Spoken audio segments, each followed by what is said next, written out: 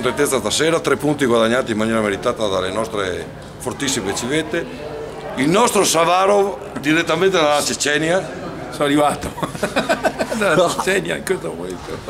Soddisfattissimo Savarov. Facciamo un po' di pubblicità, un po' al nucleo che finalmente ha avuto le sciarpe del decennale. Compratele, sono bellissime, leggere, giuste per la stagione, ormai verso la primavera. Facciamo vedere il profilo. E la contentezza di vedere il profilo del colbacco con la civetta. Gli acerimi eccola qua. Gli acerimi nemici fuori dai playoff in poltrona a vedere noi che lotteremo per lo scudo. Per lo scudo? Sì, sì, sicuramente potrebbe essere l'anno nostro. Vabbè, lottare per lo scudetto è vero, nelle prime 8. Quando sei nei playoff lotta. Nelle prime 8 si lotta. È un po' presto per parlare di scudetto, però se l'Ale può fare qualsiasi risultato, se gioca in maniera ordinata e precisa come sta giocando queste ultime partite, i risultati possono arrivare. Da adesso in poi credo che gli avversari dell'Ale saranno più preoccupati dell'Ale.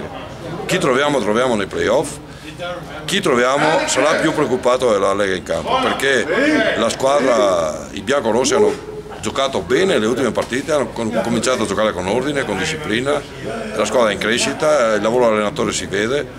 Io credo che i problemi sono per gli avversari e non per l'Ale da qua in avanti, senza voler essere troppo ottimisti, ma comunque è una squadra che può fare qualsiasi risultato.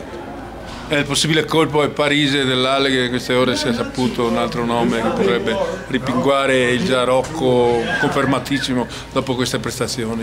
Zach sicuramente, Parise. Non so il nome, ma comunque il cognome è Parise. No, Gennaro Parise. Parlano di Gennaro Parise. Gennaro Parise. Non perdete Sold Out lunedì perché ci sono veramente delle cose nuove da far sapere. Abbiamo conosciuto le leggende dell'hockey anni fa e ce l'avevamo dimenticato in questi giorni.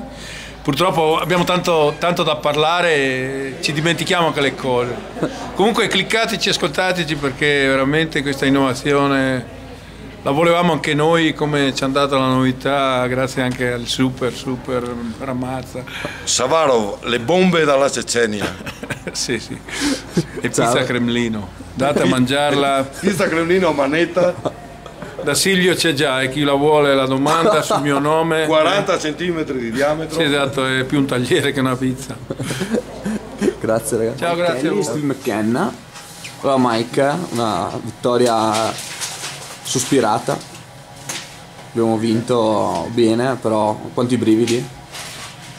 Sì, ma è importante, noi abbiamo vinto, finalmente noi possiamo dire noi siamo in playoff e io credo per 30 minuti noi abbiamo giocato proprio bene, non credo coach è troppo contento con il nostro modo di gioco, forse gli ultimi 30 minuti, ma lo stesso noi abbiamo trovato una maniera per vincere. Stevie just asked me how I saw the game. I thought the first 30 minutes we played real well. I said from your standpoint, probably the last 30 minutes there was a few things you weren't happy with, but how would you like to comment on the game? Yeah, I mean, we started well. We made a couple mistakes, a little in between the, second period, and that they took advantage and they got a little more momentum from that, and we had to settle down in the third period, and we got a couple timely goals. They pulled their goalie, we managed to put it in the net, but all in all, 60 minutes for 3 points, and